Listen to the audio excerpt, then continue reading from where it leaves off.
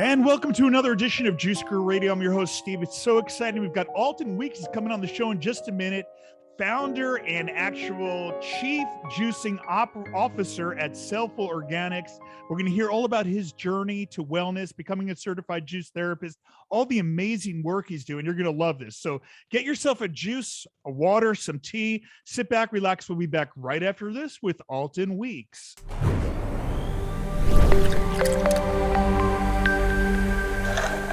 Well, welcome back to the show. We've got Alton Weekes here, founder and chief juicing officer at Cellful Organics. They're a cold pressed juice company helping you to detoxify juicing. And his background is going to blow your mind. I don't even want to give much away. Let's welcome to the show right now, Alton Weekes. Hey, everybody. How you doing? Alton. What an amazing resume you have. What a journey you've had, let's say. Yes. And still on this journey. Yeah, there is no finish line. So take us back. What, from U.S. Navy combat war veteran, thank you for serving. Yes. Here we are close, Veterans Day was not too long ago. So thank you for the work for being of service to our country. Take us back though. You've done a lot in design and so much more that I'll there's a fun fact I'm going to share with everybody at the end, so you're going to want to stay tuned for that. But what led you down this path of wellness though? Well, first, let me thank you for acknowledging me as a veteran. I appreciate that. People don't know the sacrifices that the many men and women do fighting for our freedoms here that we all get to enjoy. So thank you. Well, my wellness started because I was in a place that was not good. And I had to kind of figure out, do you want to live? Do you want to thrive? Or do you want to die? So I had to make some decisions, but those decisions didn't come easily. You see, I wasn't raised in the family that either had a farm or that was, I would say, eating healthy. My family got together like most families to celebrate with food. So it was kind of my first introduction and me developing a relationship with food. But along with that came other things that kind of chipped away at my characteristics. People saying, you're not good enough. Oh, you'll never make it here. And I started putting those layers on because we start to believe what other people say about us. And for many years, I just thought I wasn't good enough or I wouldn't amount to what I hope my life to be. So I just went on about life. And then one day I got sick. And when I say I got sick, there were signs along the way, but you didn't know it. I always believe the universe always gives you warning signs. But if we're not in tune, if we're not open, we don't know where it's coming from. Sometimes we might just think, oh, this is just something that's going on in my head. But I remember, if I go back, I was at the VA hospital down in Salisbury, North Carolina, and I went there because I think I wasn't feeling well. And I remember the doctor say, no, I don't think we're going to do anything with you, because I don't think that if we do something that you would probably make it through the operation. But still, they didn't tell me what was going on. But when he said that, that was enough to alert me, and that was around 2007. So I still didn't do nothing, but what I did know. And you were a young guy. Yes, but what I did know that I was 293. I loved going to McDonald's to get 2 double quarter pounders. Those were my favorite. I would hang out at the drive-thru, make friends with the staff. I got no business there at 2 a.m, So I kept that lifestyle of eating unhealthy food. And one thing I tell people, nothing good comes from anything that is dead. Dead relationships, dead in jobs, dead in than in anything. I said, so if you're gonna eat something that is full of life so that you can live. So as time went on and I discovered I had sleep apnea. What? Then I found out I had high cholesterol. And then there was borderline diabetes. And then my bones were hurting. Then my asthma was acting up. And then I still wasn't doing nothing. Then I remembered the exact time I was at the VA again in New York City. And I was going to do therapy because once again, I'm 293. I'm carrying on all this weight from all these issues, all these problems, all my unpacked baggage of things that have gone on in my life that's unresolved from all my hurts, pains, and disappointments. And the lady said, I'm not going to be able to sign you up for physical therapy. I'm taking your pressure right now. I think you should go down to the ER. I left her office and went and got in my car. Talk about insanity. She said, go to the ER. Why are you going in your car? And that was on a Tuesday. On that Thursday, once again, the universe is trying to get my attention. So on Thursday, I was putting on some socks, I blamed some LeBron James basketball compression socks. I wasn't going to play basketball. I just liked the socks. And as I was putting them on, I felt the pain, but still that wasn't enough to alarm me. And that lasted for like 3 to 5 minutes. And then I was like, wow, that's different. Maybe because how I'm moving, But on Saturday, the pain happened again, but it lasted longer. I had to go to school, to the prestigious school of the Fashion Institute of Art and Design, where some of the most iconic designers in our country, rather in the world, have studied and walked those halls. Anywhere from Donna Karan to Calvin Klein to Michael Kors, Norma Kamali, all have come out of that school. So I had to do a portfolio review because I was studying exhibition design. Exhibition designers create the look and feel of what an exhibit is. Those experiences are in museums, meaning how does the traffic flow? How does the colors should be on the wall? Where should the artifacts go? So that's what exhibition designers do. And they work in conjunction with curators who study the history of that particular artifact. So as I was doing my portfolio review, that pain came back. And I'm talking to my professor, dean of the school, another adjunct, and I'm turning pages. I'm just turning pages. And the pain is getting more severe that I get on my knees. Now, not one time, which still baffles me to this day, not one time did any of those professional people say, are you okay? Do you need a moment? Can we get you a glass of water? Because you were standing just now, and now you're on your knees, and your voice has gotten more shallower. Something's not right, but no one said nothing. But I knew the universe was still there. So I finished my review. I went and sat outside the review room, still squirming, because in my head, Tuesday, this went away in like 3 to 5 minutes. So I'm trying to find some easement in my body, and it's not happening. So my chair of my department comes out and said, Alton, you did fantastic. I'm still squirming, like, do you see me squirming? And I'm just shaking my head to him like, okay, yes. So something said, you need to go up the steps and you need to find you some help. So those steps looked like I was climbing Mount Rushmore.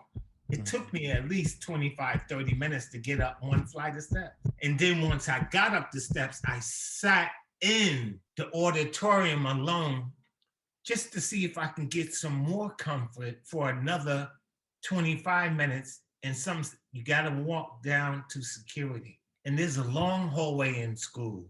where a lot of designers, for certain classes, mostly the fashion textile designer, they use that to post some of their projects. And it's always the long hallway because it's like a gallery.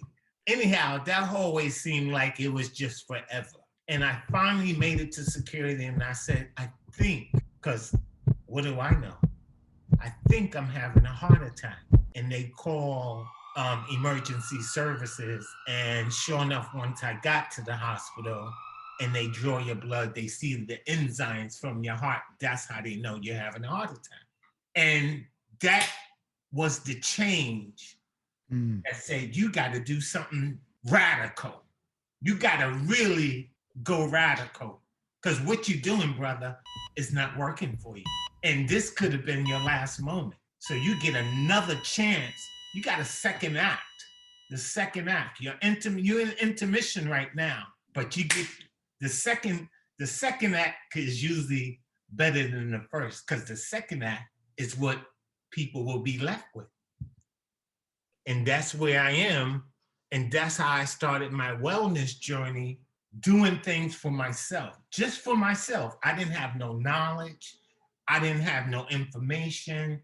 I'm not a nutritionist. I didn't study it, but I knew that plants, fruits, things that were alive would also flood my system and bathe me in nutritional goodness that I myself might be able to reproduce healthy cells and create an environment inside that other cells would just expand that.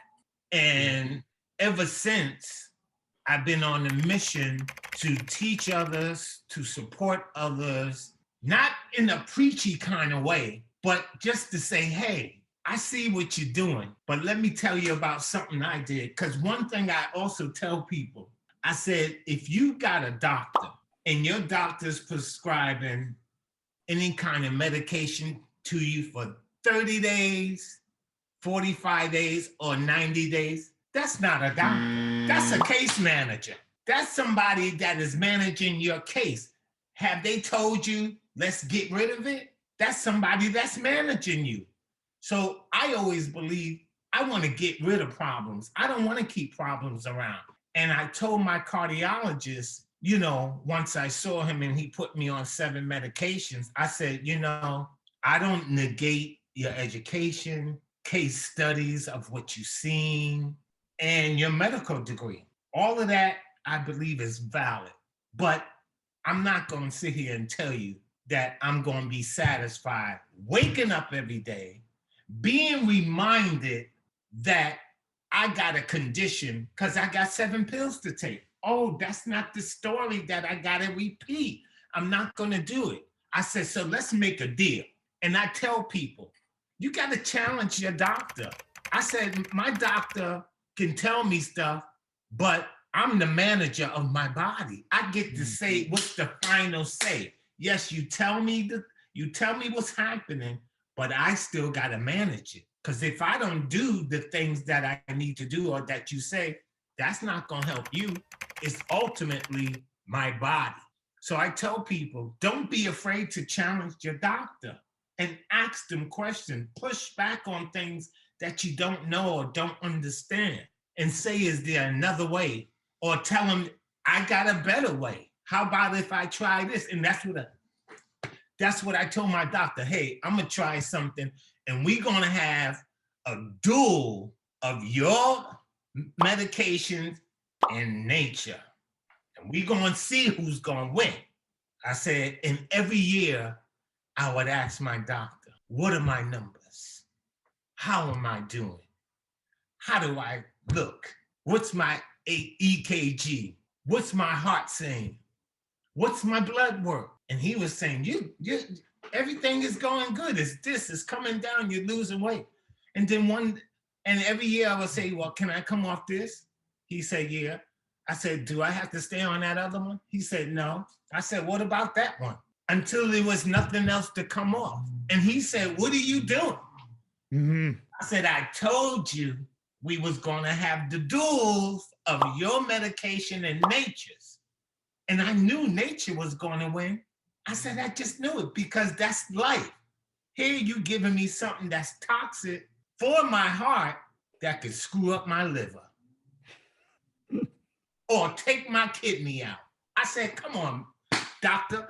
So he said, in my 30 years, you are the only person that has reversed this in my 30 years of practicing cardiology. Wow. I said, that was done through plant medicine. And one of the things that he said to me was this: I have been caring for Alton for several years as his cardiologist. His story is inspirational. After he had a cardiac procedure, he was determined to improve his heart health through diet and exercise. Through his strict attention to exercise and eating a plant-based diet, he has successfully reversed his health challenges and has lost over 100 pounds. I am convinced that his dietary program has helped him to prolong his life and greatly enhance his cardiac wellness. So that's where we at. That's that's your. And by the way, that's your TED talk right there. And that's almost 20 minutes. So that's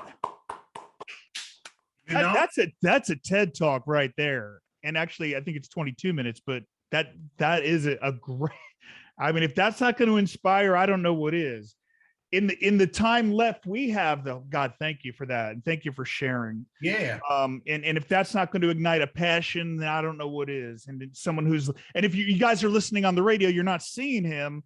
We'll have the video up on the website. But you've lost over how much weight? I was 293. I lost over 100 pounds. Yeah, like you said. So I'm at weight. I'm 3 pounds away from the weight I was when I was in the Navy. My whole time in the Navy, I was 180. I'm 183. Yeah. So I'm working on the 3 pounds. How did juicing come in? I mean, I know now you're a certified juice therapist, and you've got. How did juicing come in, and what made you decide to, make it part of your life, entrepreneurial mission? Well, juicing came in because I knew I couldn't eat all those vegetables, but I knew I could drink it. So I said, let me just start drinking it. So when the pandemic happened, I was like, you know what? Everybody's worried about the immune system, staying healthy. They're trying to eat and do better because all the medical professionals have scared the daylights out of them and said, this is the people that's getting attacked. So everybody was trying to get their health together all of a sudden. But I remember talking to myself saying, well, even before the pandemic, you did some things that successfully helped you reverse your heart disease. Why don't you just share that with the people that's in your network? And I started doing that throughout the whole pandemic. And when December hit, like next month would be 1 year. When December hit, I slapped a label on the bottle, and all of a sudden, the world opened up. It made it kind of official because it kind of cemented it in the physical realm.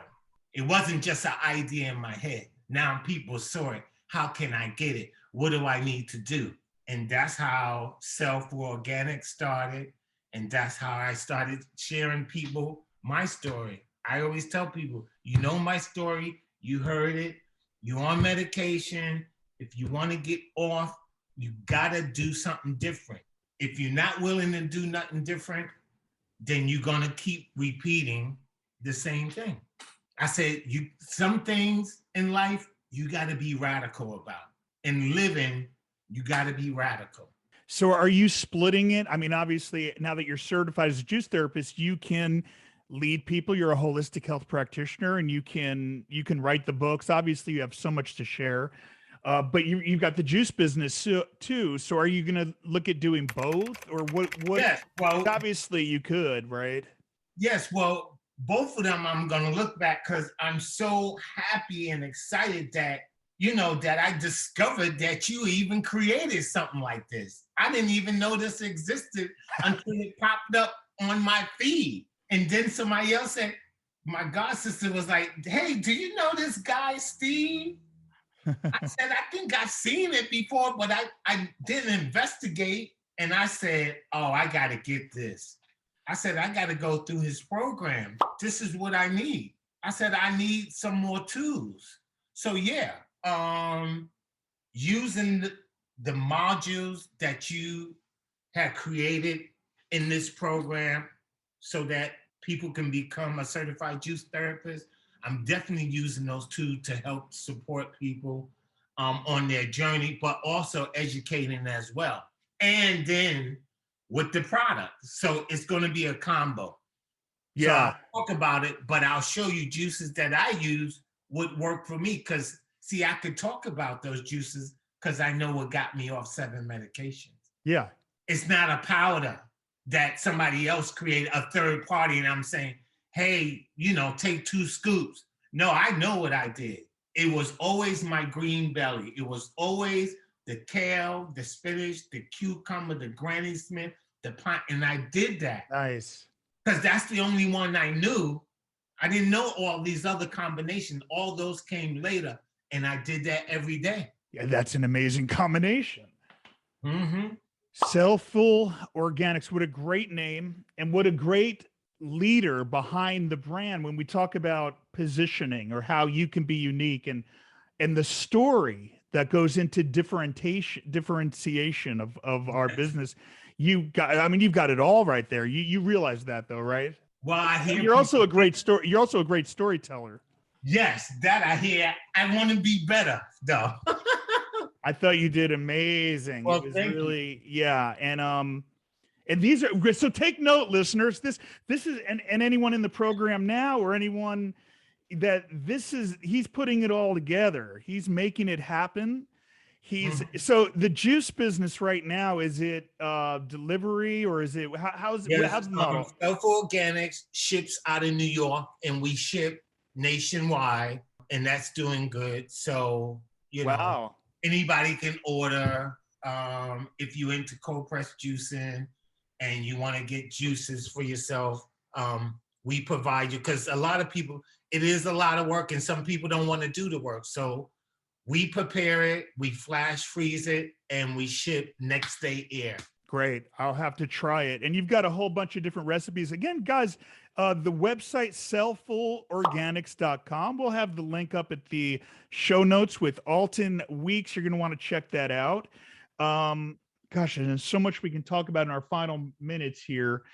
I did say I would share the fun fact, though. And I know I'm going to share the fun fact, and then you're going to cap it off with the final 5-minute lowdown, the breakdown of the pillars, what you want to bring, what you really want to get that we maybe didn't talk about here, and what you want to share with the audience. But the fun fact is, and I'll tell you guys, because you're not going to guess it, Alton actually studied mortuary science and funeral services, those principles. So it's interesting. So you were focused on the dead before getting into the living. Isn't that right? I was, and that was for many years. And that's way before I was right out of high school, focused on the dead, which was interesting. And I got a job working in the county of the Bronx, picking up cadavers, and bringing them to the chief medical office, because I thought I was going to be a funeral director. Very well. I'm glad you found the new path. I'm going. And if I can guide you in the last thing, what I would love if you can share, because the entrepreneurial journey isn't for the faint of heart. And I know you probably had your ups, downs, and everything. And that continues. You're not at the finish line, and in our health in that journey. What are some of the challenges? One of the things you've overcome and I don't know how you share that in 4 minutes, but what are some of the challenges as an entrepreneur, and how did you, what was the biggest lesson you've learned?